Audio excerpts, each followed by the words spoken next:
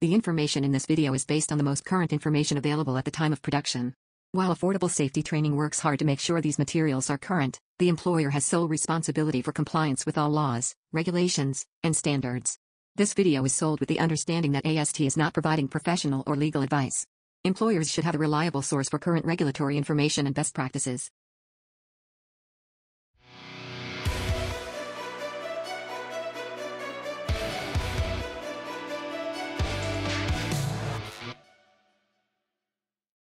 Locating instructor. Instructor located, Jeremy Norton. Education, graduate, U.S. Navy Nuclear Power School. OSHA 10 and 30-hour instructor. Certified Safety Specialist, University of Washington. Masters in Business Administration, Portland State University. Associates in Applied Science, Bachelors in Science, Business.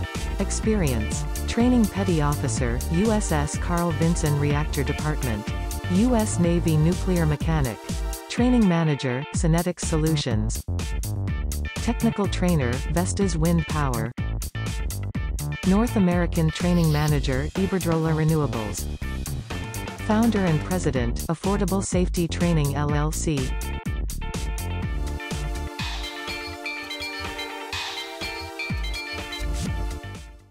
Hello, my name is Jeremy and welcome to my Excavation and Trench Safety course. Excavation and trench accidents, mainly trench accidents, are one of the leading causes of fatalities in the workplace. Because of this, they are the subject of a National Emphasis Enforcement Program by OSHA. In fact, OSHA compliance officers are required to perform an inspection if they see an open trench or excavation, even if there's no safety hazard readily observable. Even if they're just driving by in their car and they see it, they are required by law to stop and perform an inspection. In my last excavation, trench, and soil mechanics class, I had the good fortune of being in the class with 14 OSHA compliance officers. They were there getting their certifications renewed. I had the benefit of a lot of knowledge and experience that they had collected over the years, and I've done my best to incorporate that into this class. The OSHA rules for excavations are found in 29 CFR 1926 Subpart P, Excavations. It includes excavation and trench requirements, protective systems requirements, soil classifications, and guidelines for the selection and use of protection systems. An excavation is any cut, cavity, trench, or depression in the Earth's surface formed by earth removal. A trench is a narrow excavation relative to its length that is made below the surface of the ground. In general, the depth is greater than its width, and it's no more than 15 feet across at the bottom. It should be noted that if there are any structures inside the excavation that are 15 feet or less from the side of the excavation, that excavation is now classified as a trench. Now, before we get started, there is one more definition that I would like to cover, and that is the competent person. A competent person is one who is capable of identifying existing and predictable hazards in the surrounding or working conditions which are unsanitary, hazardous, or dangerous to employees, and who has authorization to take prompt corrective actions to eliminate them. As we go through this course, we will discuss the responsibilities of a competent person, which include classifying soil, inspecting protective systems, designing structural ramps, monitoring water accumulation and water removal, and conducting site inspections.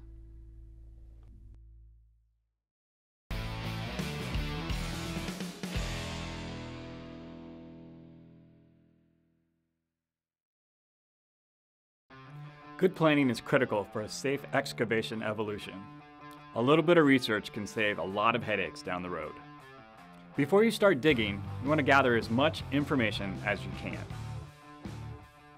First step is to identify the work area itself. Then you want to identify the area you have available to remove soil for excavation. This will help determine if you need a wide excavation or perhaps a narrow trench. Once you have your work area established, you need to figure out what's down below. So how do we do that? Simple. call 811, the National Underground Utility number. They will help you identify the underground utility services in your work area.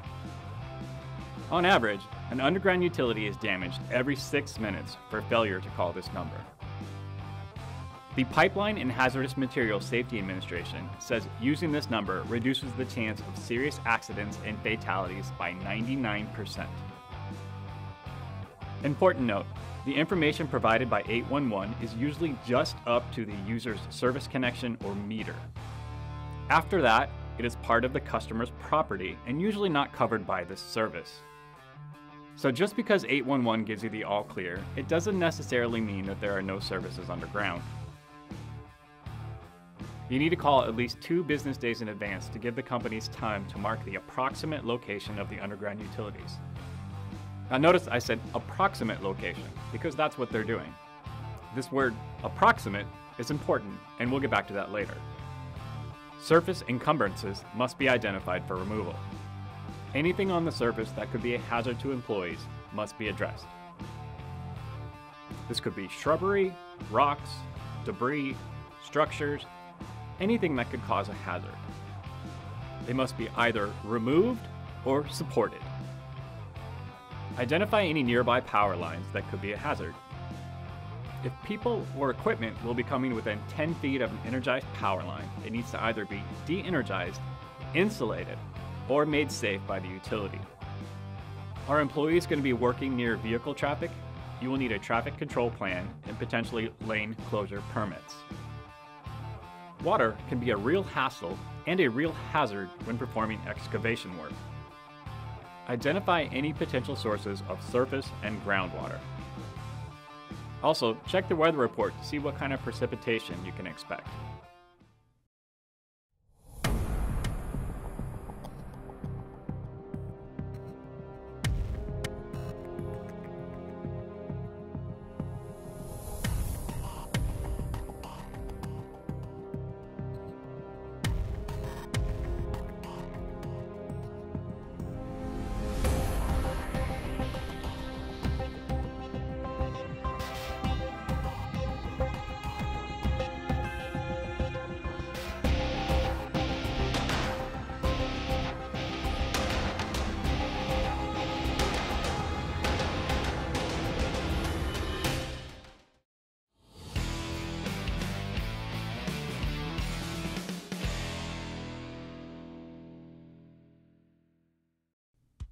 Every construction operation must be under the supervision of a designated competent person. Remember that a competent person is somebody who has the ability to recognize hazards and has the authority to correct them. Everyone on site should know who the competent person is. Soil must be analyzed and classified by a competent person. Soil classification will be used for designing appropriate sloping or benching systems or in the selection of protective systems. There are 4 classifications of soil. The first one is solid rock. Excavations in solid rock can be made with vertical sides with no protection systems. It is very rare to find this type of soil, and it's usually only found in quarries. Type A soil is strong, cohesive soil. Cohesive soil is usually clay or soil with a large amount of clay content that has cohesive strength. Cohesive soil does not crumble, it can be excavated with vertical side slopes, and it is plastic when wet. Cohesive soil is hard to break up when dry. It also exhibits significant cohesion when submerged. If the soil is not cohesive, it cannot be type A soil. In addition, soil cannot be type A soil if it is fissured or broken, if it is subject to vibration of nearby traffic or equipment, it is previously disturbed, or there are any other factors that may affect stability. Type B soil is any soil that would be considered to be type A soil, except it is fissured, previously disturbed, or subject to vibration. Granular cohesionless soils, such as angular gravel, silt, and types of loam can be considered type B soils. Type C soils are granular soils, such as gravel and sand. Submerged soil, or soil that is seeping water, is also a type C soil. When classifying soil, it must be classified with at least one visual test and one physical test. A visual test involves inspecting the soil for fissures, cracks, cohesiveness, signs of previous disturbance, soil layering, wetness, and sources of vibration. There are many different types of physical or manual tests. The plasticity test involves rolling a moist sample into a ball and then rolling it into a thread of about 1/8 of an inch in diameter. If you can do this and it holds its shape, it is a cohesive soil. The dry strength test involves seeing if it will crumble on its own or with moderate pressure applied. If it breaks apart, it is a granular soil. The thumb penetration test involves pressing your thumb into a sample of the soil. Type A soils can only be penetrated with a lot of effort. You can also use other tests, such as the pocket penetrometer. The competent person performing soil classification should refer to 29 CFR 1926 Subpart P, Excavations, Appendix A, for more information. Now, I've often found that if you have 3 people in a room, you'll get 5 opinions. This often goes for soil classification as well. The hip cool thing in safety right now is just to assume that all soils are type C soils and then proceed with that assumption. It eliminates all the guesswork. The OSHA compliance officers that I worked with had a lot of interesting stories about soil classification. They frequently come across sites where the soil has been inappropriately classified as type A. The biggest issue they usually had was nearby vibration. If there's traffic or heavy equipment in use in the area, there's vibration and it can't be type A soil.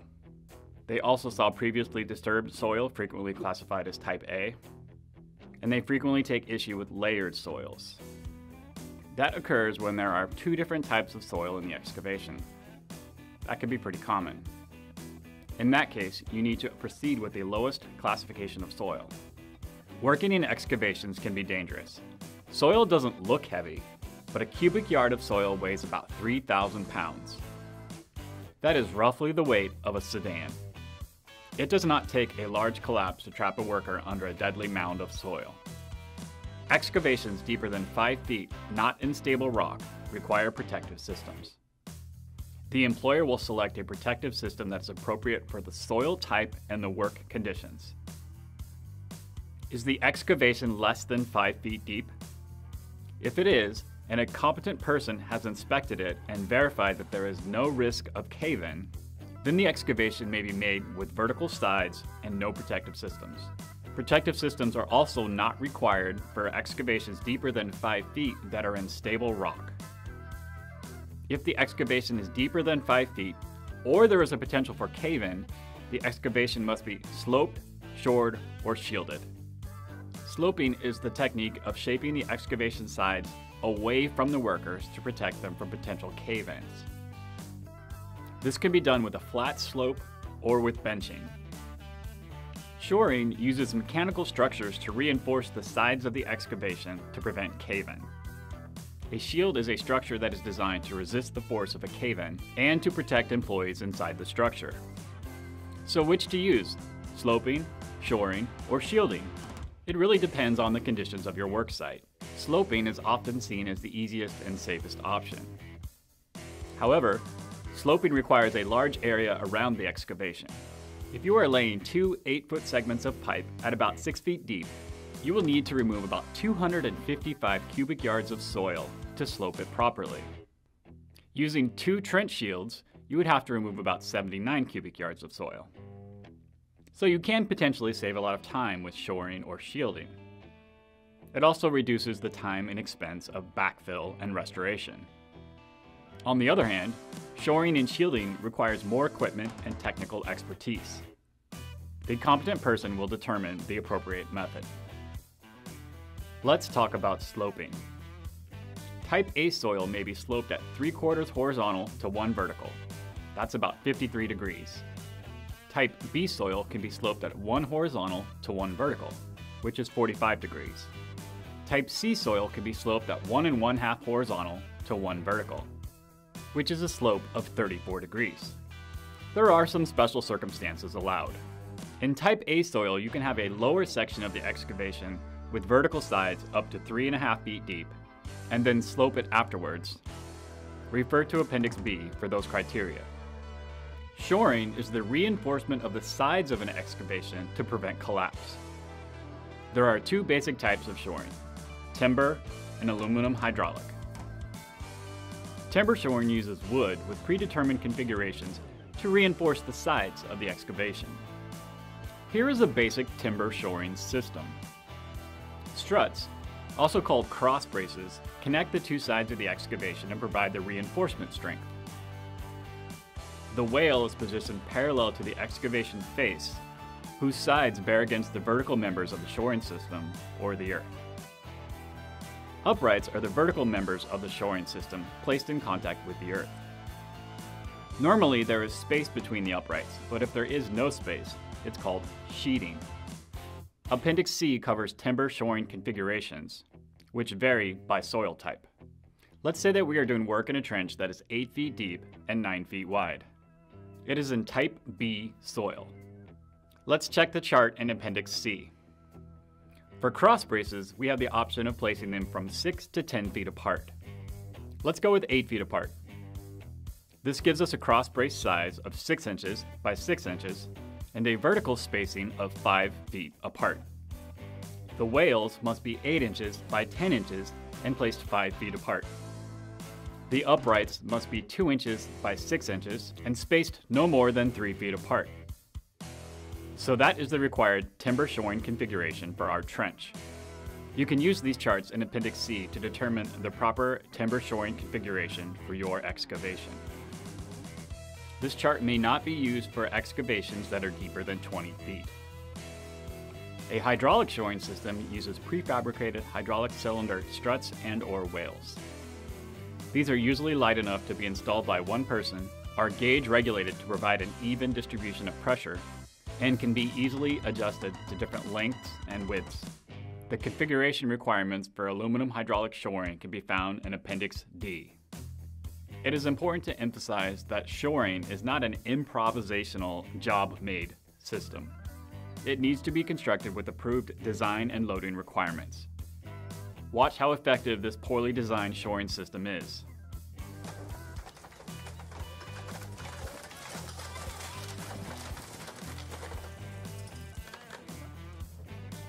Can you imagine if someone was in there?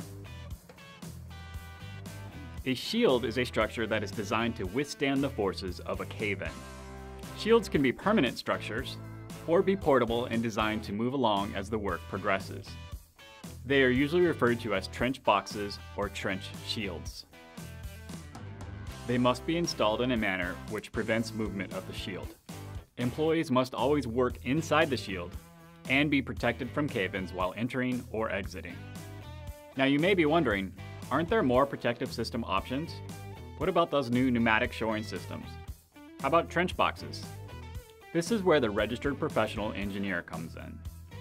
If the employer has written tabulated data on site that is created by a registered professional engineer, sloping, shoring, or shielding systems can be used that comply with that data.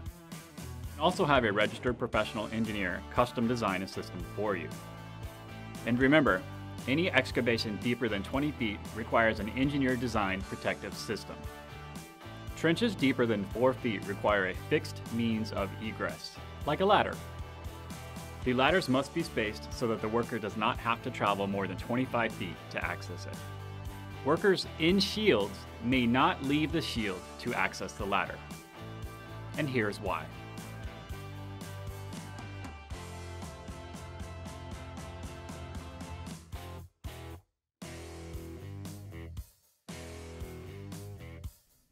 Walkways must be provided if workers are required to cross over excavations. Guardrails must be provided if workers are 6 feet or greater above a lower level. If there is a chance of a hazardous atmosphere or an oxygen deficiency, excavations deeper than 4 feet must be tested before entry. Be especially mindful of areas with exposed sewers or oil fields. In areas like this, hydrogen sulfide tends to accumulate. If the atmosphere is hazardous, respiratory protection must be provided, or the area must be adequately ventilated.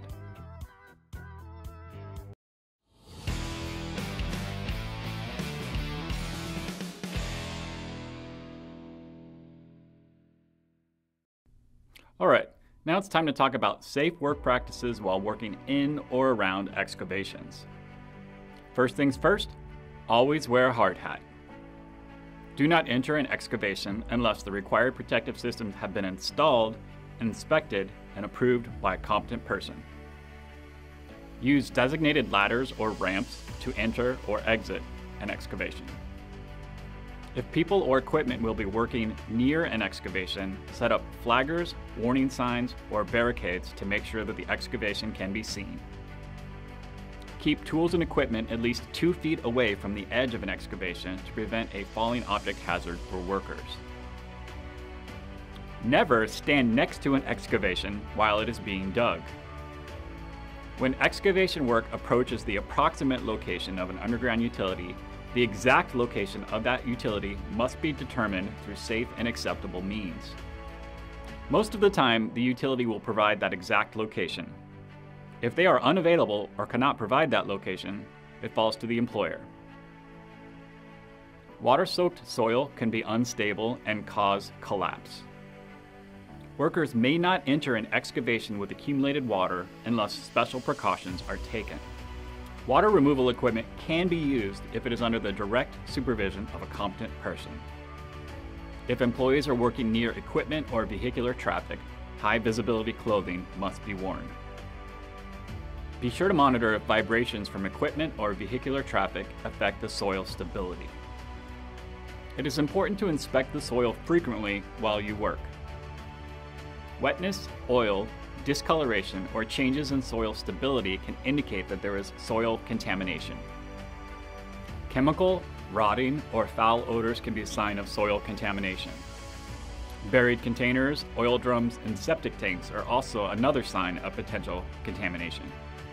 Excavations, protective systems, and adjacent areas must be inspected daily by a competent person. The competent person must check for evidence of potential cave-ins, indications of failure of protective systems, hazardous atmospheres, and other potentially hazardous conditions. The competent person must perform the inspection prior to every work shift and as needed throughout the day. An inspection must occur after every rainstorm and after any event that may cause a hazard. If a hazardous condition is found, employees must leave the work area until that condition can be corrected.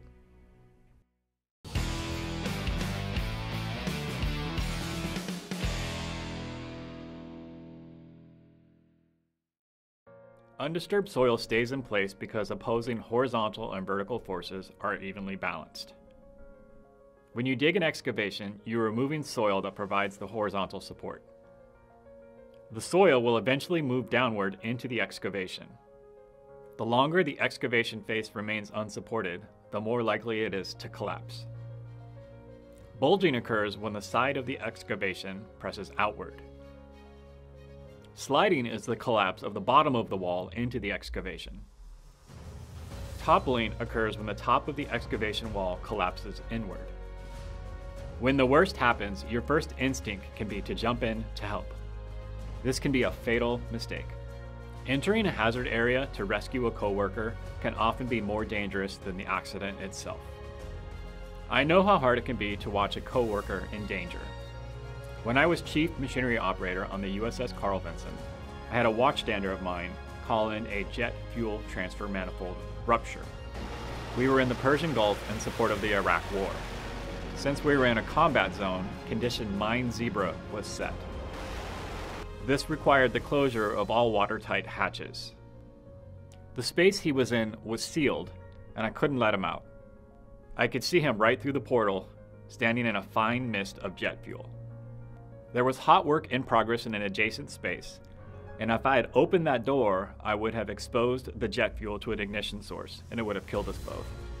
The space also had a shaft for the main engine running through it, and we would have lost that shaft, and the returning air wing would not have been able to land. I called away for the Gold Eagle Flying Squad, which was the rescue team. I secured the hot work and the transfer pumps while the rescue team emergency ventilated the space and got the sailor out. Sometimes acting quickly can be the worst thing you can do in an emergency. It is important to have a rescue plan and to follow it. Look at these guys. They are desperately trying to help a trapped coworker. But in order to rescue the coworker, they have entered an unstable trench with no protective systems. This may cause another cave-in, bury the worker deeper, and get the rescuers trapped in the process. In the event of an accident, only specially trained rescue workers may enter the hazard area. If an accident occurs, notify your supervisor and contact emergency services. Initiate your company's emergency response plan. Secure the area. Do not allow unauthorized personnel near the scene of the accident. If there is a sign of atmospheric contamination or hazardous material spill, evacuate the area. Move any tools or equipment away from the accident scene so that the emergency response may access it. Shut down any nearby equipment or anything that may cause vibrations in the soil. Take a tally of the employees to see if anyone is missing. A competent person should inform and coordinate with the rescue team when they arrive.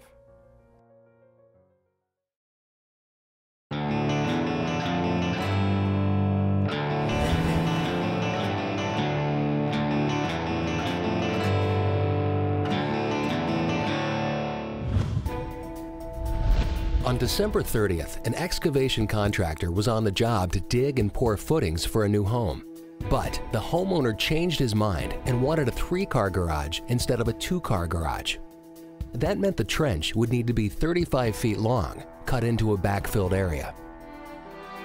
The next day, the contractor cut the trench with a mini excavator using a 24-inch wide bucket, expanding the trench from 3 to 8 feet deep. The contractor had no written safety program, and his Latino workers had minimal training in 2 months of work. They did not know a cubic yard of dirt weighs as much as a car. The contractor left to run errands and told the crew leader to take over and workers to stay out of the trench.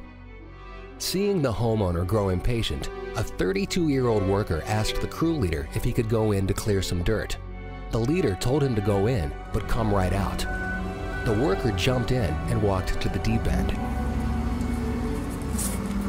The leader saw a crack form and yelled, but the wall collapsed, covering him completely. The contractor was back and talking to the homeowner when they heard the cries. As the homeowner called 911, the contractor ran to save his worker. When rescuers arrived, they immediately ordered everyone out and used trench plates to secure the walls. They removed 4 feet of dirt to retrieve the body. The worker was pronounced dead at the scene. This death could have been prevented. First, the employer should have had a competent person conduct daily inspections of excavations and adjacent areas and take measures to protect workers following OSHA regulations. Second, the employer should use adequate protective systems like a trench box or shoring. If sloping is used, the angle must be based on soil type as defined by OSHA. Third, the employer should develop and enforce a safety program and provide training in the worker's language. Fourth, employers should allow only qualified rescue personnel to enter the area for rescue operations, while they mean well, co-workers attempting rescue often become victims. This tragedy doesn't have to happen to you or your co-workers. Use what you've learned in this video. Then you can go home safe.